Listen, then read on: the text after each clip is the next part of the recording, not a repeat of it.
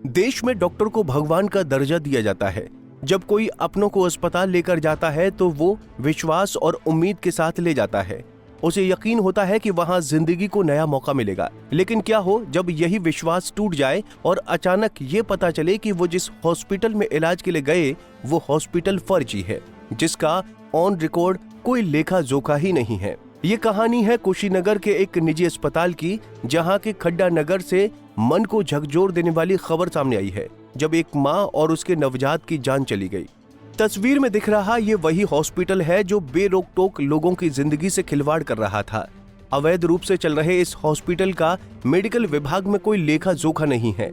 लापरवाही और गैर जिम्मेदारी की ये कहानी तब तक चलती रही जब तक एक मासूम और उसकी मां की सांसें थम नहीं गईं। कुशीनगर के खड्डा नगर में महाराणा प्रताप चौक पर स्थित ये वही विभ्रांत हॉस्पिटल है जो बिना किसी रजिस्ट्रेशन के अवैध रूप से चल रहा था। यहाँ एक गर्भवती महिला आजमा और उसके नवजात की ऑपरेशन के दौरान मौत हो गई।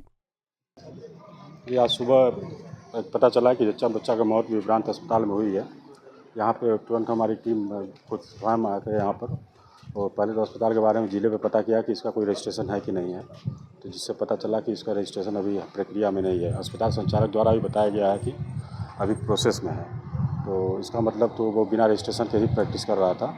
उसके किसी बिना पे हमने उसे उचित कार्रवाई करते हुए एसडीएम साहब की उपस्थिति में अस्पताल को सील कर दिया है और आगे नियमानुसार कार्रवाई करेंगे। और भी जितने फर्जी अस्पताल चल रहे हैं क्या उनके खिलाफ? बिल्कुल, हम पूरी एक मुहिम बनाकर हम सब कार्रवाई करने वाले हैं कि जो भी अस्पताल कोई भी जो बिना रजिस्ट्रेशन के कोई अस्पताल ना चले।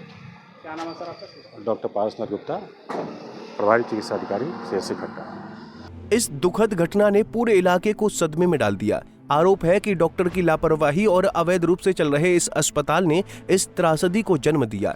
हैरानी की बात यह है कि मां और बच्चे की मौत के बाद भी अस्पताल कर्मियों ने उन्हें जीवित बताकर 10 किलोमीटर तक घुमाया। ये कितना अमानवीय है।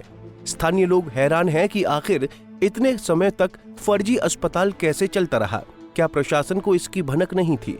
मेडिकल के नाम पर लोगों की जान से खिलवाड़ करने वाला ये अस्पताल बेरोक टोक कैसे फल फूल रहा था? सवाल ये है कि प्रशासन की नींद पहले क्यों नहीं खुली? क्या एक मां और बच्चे की जान जाने के बाद ही कार्रवाई का समय आता है?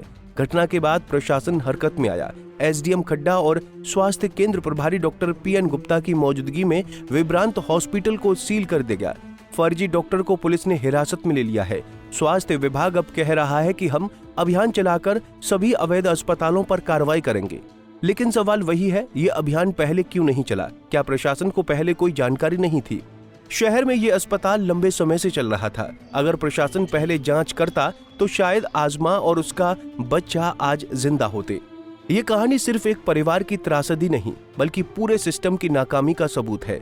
कुशीनगर की ये घटना हमें झकझोरती है।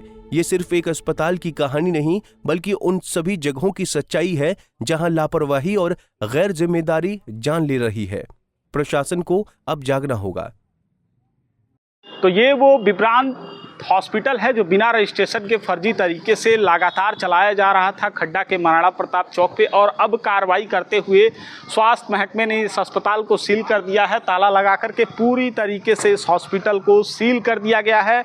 अवैध तरीके से बिना रजिस्ट्रेशन के फर्जी ये अस्पताल चल रहा था, और इस अस्पताल में OT से लेकर सब कुछ एक फर्जी तरीके से बनाया गया था। और उसमें जो ग्रामीण इलाके के लोग हैं जिनको जानकारी नहीं होती है आया करते थे, और उनके साथ जो है ऑपरेशन के नाम पर अवैध वसूली किया करते थे, और उसके बाद बिना जानकारी के ऑपरेशन कर दिया करते थे, जिससे 25 साल की जो सोनम थी रामपुर जंगल की रहने वाली, उनकी मौत कहीं ना कहीं हो गई। कुशीनगर से पंजाब केसरी टीवी के लिए अनुराग तिवारी।